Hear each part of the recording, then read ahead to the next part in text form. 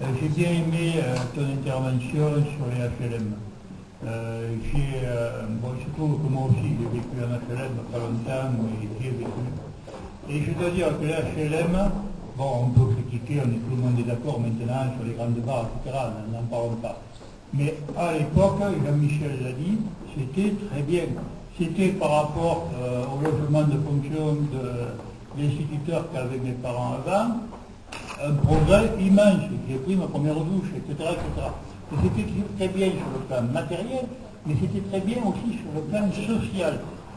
C'est-à-dire que dans les HLM, c'était au Mas Mathieu à Nîmes, il y avait le chemin bas d'Avignon à côté, etc. C'était des appartements où il n'y avait pas un chômeur, ça n'existait pas. Tout le monde travaillait, il y avait une fraternité, on y était bien humainement.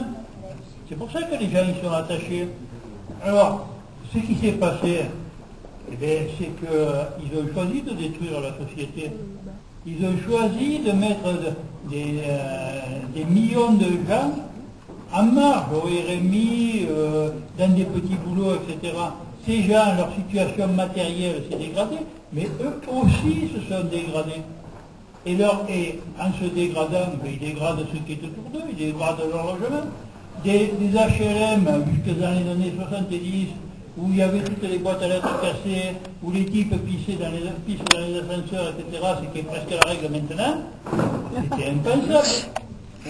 Bon, donc le problème, il est de reconstruire des logements, tout ce qu'on voudra.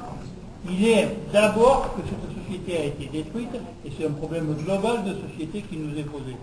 Bon, par rapport au choix que font certains, il y en a certains qui choisissent de vivre en yourte, d'autres en cabane, d'autres on n'en a pas parlé, mais il y en a qui vivent sur les péniches, d'autres qui ont acheté un bateau et qui font le tour du monde. Ça, chacun y va ce qu'il veut, et chacun doit avoir le droit de faire ce qu'il veut. Maintenant, ce n'est pas le choix de la majorité.